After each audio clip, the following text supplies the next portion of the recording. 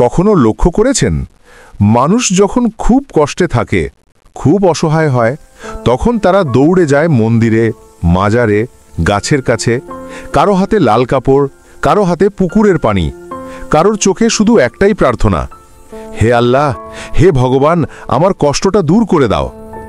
আর আশ্চর্যের বিষয়ে অনেক সময় সেই কষ্ট সত্যিই দূর হয়ে যায়, মানুষ সুস্থ হয়ে ওঠে, জীবন বদলে যায়, সবকিছু যেন অলৌকিকভাবে ঠিক হয়ে যায়। কিন্তু এটা কি সত্যিই অলৌকিক, নাকি আমাদের চোখের আড়ালে আরও বড় কোনো শক্তি কাজ করে? আজ আমরা ধর্ম নিয়ে কথা বলবো না। আজকের বিষয়টি ধর্মীয় দৃষ্টিকোণ থেকে নয়, বৈজ্ঞানিক সত্যের আলোতে আমরা এটিকে বুঝতে চেষ্টা করব। সেই অদৃশ্য শক্তিকে নিয়ে, যেটা নীরবে, শান্তভাবে আপনার ভেতরেই ঘুমিয়ে থাকে, আর যেটা জাগলে মানুষের অসম্ভব জিনিসও সম্ভব হয়ে যায়। ডক্টর জোসেফ মার্ফি তার বিশ্ববিখ্যাত বই the power of your subconscious মাইন্ডে লিখেছেন, মানুষ যখন মানত করে, প্রার্থনা করে, তারা আসলে কোনো অলৌকিক কাজ করে না, তারা নিজেদের সাবকনশিয়াস মাইন্ডকে একটা শক্তিশালী আদেশ পাঠায়।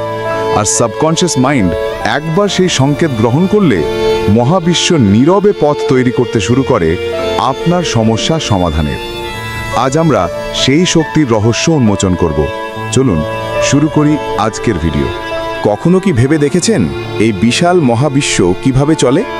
আকাশের নক্ষত্র থেকে শুরু করে আমাদের জীবনের প্রতিটি ঘটনা, সবকিছুই এক অদৃশ্য সুতায় বাঁধা।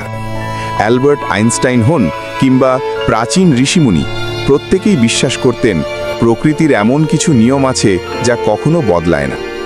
এই নিয়মগুলো চোখে দেখা যায় না ঠিকই, কিন্তু মাধ্যাকর্ষণ শক্তির মতোই এগুলো আমাদের জীবনের প্রতিটি মুহূর্তে কাজ করে চলেছে। হাজার বছর ধরে গীতা, বাইবেল, কুরআন কিংবা বিজ্ঞানের নিউটনের সূত্র সবাই একটি সত্যের দিকেই ইঙ্গিত করেছে, আর তা হলো কর্মফল বা বপন ও কর্তনের নিয়ম। বিষয়টি খুব সহজ। আপনি যদি মাটির নিচে আপেলের বীজ বপন করেন, তবে প্রকৃতি আপনাকে আপেলই ফিরিয়ে দেবে, কমলা নয়। ঠিক একইভাবে আপনি মহাবিশ্বে যা পাঠাবেন, দ্বিগুণ হয়ে তা আপনার কাছেই ফিরে আসবে। আমাদের মস্তিষ্কের ক্ষমতা অসীম।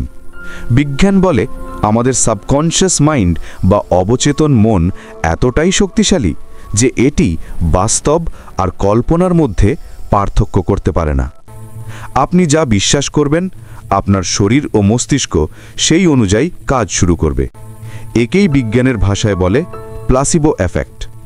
অর্থাৎ মনের বিশ্বাসই পারে শরীরে অলৌকিক পরিবর্তন আনতে। আপনার মস্তিষ্ক কোনো সাধারণ কম্পিউটার নয়, এটি মহাবিশ্বের সবচেয়ে শক্তিশালী সুপার কম্পিউটার। কিন্তু সমস্যা হলো, আমরা অজান্তেই আমাদের মনের বাগানে আগাছা জন্মাতে দিই। দুশ্চিন্তা, অন্যের সমালোচনা, ভয় আর নেতিবাচক খবর, এগুলো হলো সেই বিষাক্ত আগাছা। গবেষণায় দেখা গেছে মানুষের সারাদিনের 80% চিন্তাই নেতিবাচক, আর এই নেতিবাচক চিন্তাই আপনার স্বপ্নের বীজকে অঙ্কুরিত হতে দেয় না। আপনি যদি টিভিতে বা সোশ্যাল মিডিয়ায় সারা দিন নেতিবাচক জিনিস দেখেন, তবে আপনি নিজের অজান্তেই নিজের ভবিষ্যতের ক্ষতি করছেন। আজ থেকেই সচেতন হন। আপনার মনের বাগানের মালিক আপনি নিজেই। বাজে চিন্তা বা আগাছা উপড়ে ফেলুন। প্রতিদিন কৃতজ্ঞতা, ভালোবাসা এবং লক্ষ্যের প্রতি ফোকাস করার অভ্যাস গড়ে তুলুন। মনে রাখবেন, প্রকৃতি কখনো ভুল করে না। আপনি যা দেবেন তাই ফিরে পাবেন। তাই আজই আপনার মনের মাটিতে সাফল্যের বীজ বপন করুন। দেখবেন কাল পুরো বাগান ফুলে ফলে ভরে উঠবে। আপনার জীবন বদলানোর চাবিকাঠি শুধুই আপনার হাতে।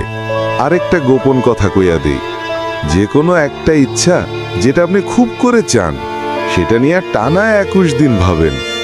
মনে করবেন জিনিসটা আপনি পায়েই গেছেন, একটুও সন্দেহ করবেন না।